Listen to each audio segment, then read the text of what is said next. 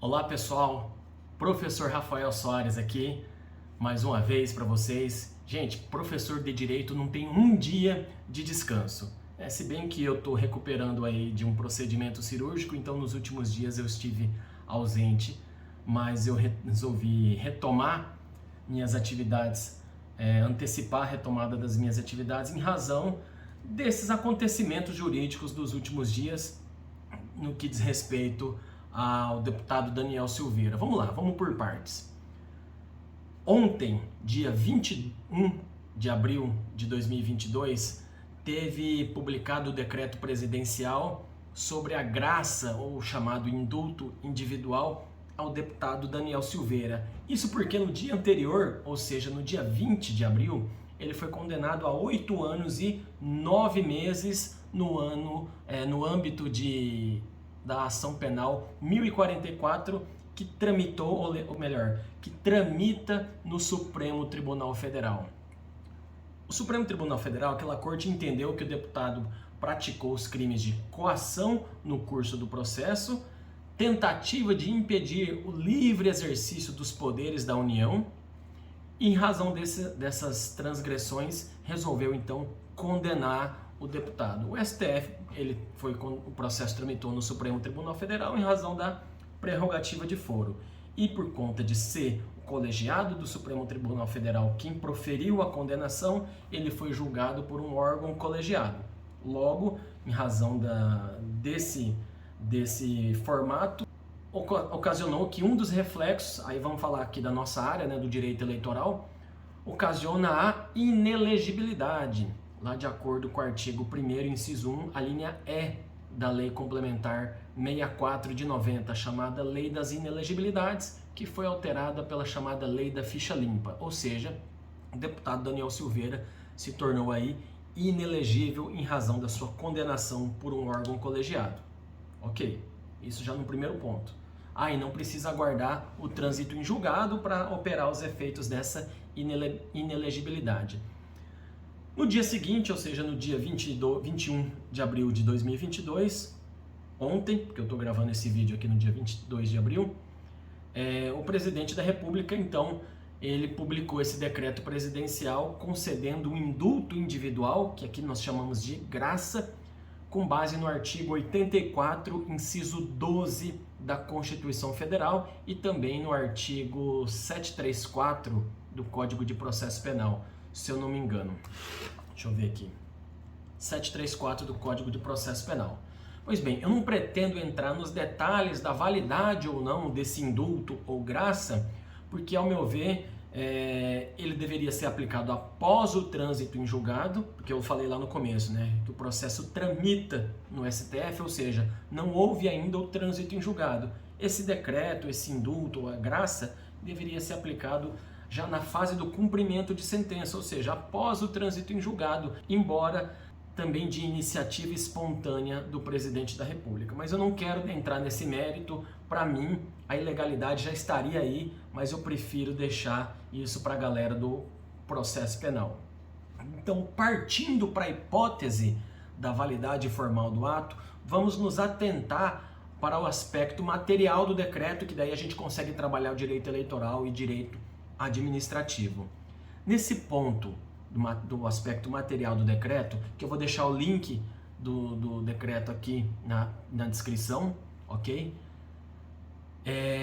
No que diz respeito ao direito eleitoral, alguns operadores do direito dizem que deve-se seguir a súmula 631 do STJ, em que diz mais ou menos o seguinte, que somente se aplicam ao indulto ou graça os efeitos primários da condenação e não os secundários, como, por exemplo, o da inelegibilidade.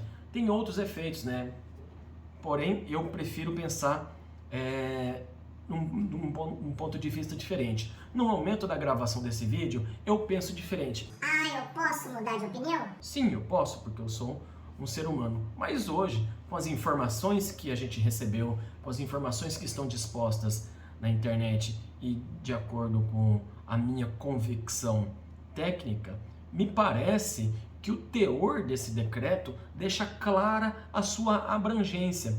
Lá no artigo 3º ele fala o seguinte: A graça inclui as penas privativas de liberdade, a multa, ainda que haja inadimplência, ou a inscrição de débitos da dívida ativa da União e as penas restritivas de direito. Nesse caso, a restritiva de direito é de exercer o seu direito político a receber o voto, ou seja, a se tornar elegível, enfim. Nesse caso, abrange a inelegibilidade que já tinha sido operada lá no dia 20 de abril, com a condenação por órgão colegiado. Então, ao meu ver, o decreto que concede a graça ao deputado Daniel Silveira contempla sim o fator da inelegibilidade, então extingue também essa punibilidade. Essa é a minha opinião. Isso caso o decreto seja validado, tá ok? Porque agora eu quero passar para um outro aspecto material já mais afeto ao direito administrativo. A mim, professor Rafael, me parece que, no meu ponto de vista, o decreto padece materialmente de um princípio basilar do direito administrativo, que é o da motivação, e também outro princípio que é o da impessoalidade. Esse decreto, numa análise primária, ele tá com um desvio de finalidade ali, ó, pulando, saltando aos olhos, certo? Então, as justificativas, né, os considerandos aqui consignados no preâmbulo desse decreto, cara, na moral, me parece que é um total desvio de finalidade. Então, para mim, esse decreto ele não se sustenta juridicamente, porque ele está eivado de um vício que é o da ausência de impessoalidade. Ele é individual, beleza, poderia ser, tá ok, mas tá ok, né? Considerando que a prerrogativa, considerando a liberdade de expressão. Inclusive a gente tem um podcast, um Urbecast, para quem ainda não acessou o nosso Urbecast, o podcast de Direito Municipal, Direito Administrativo e Eleitoral. O link também vai estar aqui na descrição.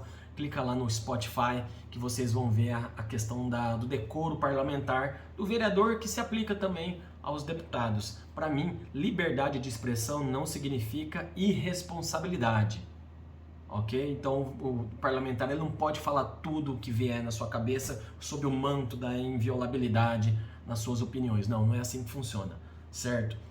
E aqui o presidente colocou os considerandos e diz aqui no final que a sociedade encontra-se em legítima comoção em vista da condenação do parlamentar resguardado pela inviolabilidade da opinião. Cara, eu não penso dessa forma não, na moral.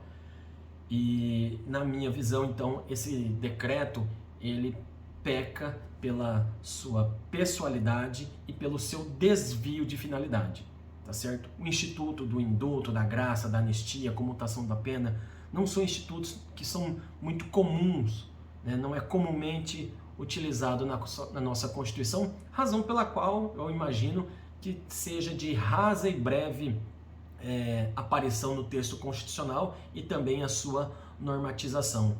Com certeza, depois desse episódio, vai ser devidamente normatizado ou amplamente, profundamente debatido. Mas o fato é que, na minha visão, ao agir dessa forma nesse decreto e fundamentar com tais motivações esse ato administrativo, na minha humilde opinião, o presidente da República ele incide em um crime de responsabilidade, mais precisamente lá o do artigo 4º, inciso 5 da Lei 1079 de 50, que define os crimes de responsabilidade. Nesse caso aqui, ele atentou contra a probidade na administração. Certo? Isso em tese, eu estou falando tudo na teoria, mas na minha visão, ao agir com desvio de finalidade, com estreita ausência de impessoalidade, ele comete sim uma improbidade administrativa. Então, se num mundo hipotético, então vamos recapitular tudo que a gente conversou aqui, hipoteticamente, se esse decreto fosse validado, inclusive no momento que a gente conversa sobre esse vídeo, já alguns partidos já acionaram o Supremo Tribunal Federal para questionar a validade desse decreto. Então, pode ser que nos próximos dias, na sequência, a gente pode fazer algum material comentando a decisão do Judiciário, mais precisamente do STF, sobre esse decreto. Mas, enquanto isso, nesses dois pontos que nós analisamos aí, no que diz respeito às penas, me parece que, caso ele seja validado, caso ele seja efetivado e devidamente cumprido, a pena, sim, da restritiva de direito, nesse caso direito político, ela vai ser afastada sim, e o Daniel Silveira estaria em tese apto a concorrer às eleições nesse ano novamente, tá? E também no âmbito do direito administrativo, me parece daí que o decreto ele tem esse vício aí da pessoalidade e do desvio de finalidade que vão macular esse decreto, e nesse caso o presidente estaria em tese cometendo um crime de responsabilidade, agindo com improbidade. Bem, pessoal, é isso. Basicamente esse que era o recado que eu gostaria de passar. Não quero entrar no mérito se está certo, se está errado. Para mim está errado. Não quero também falar do deputado da conduta. Para mim ele errou também. Mas não... irresponsabilidade não é a mesma coisa que inviolabilidade nas opiniões. Inclusive a gente tem, artigos publicados sobre a liberdade de expressão, também corre lá no meu site que vai ter o meu acervo publicado lá para vocês darem uma conferida. Beleza? É isso aí. Também acesse nossas redes sociais, se inscreva no canal do Instagram, no canal do YouTube, que tem mais vídeos lá sobre direito eleitoral e direito administrativo. Beleza? Um grande abraço, até a próxima, tchau!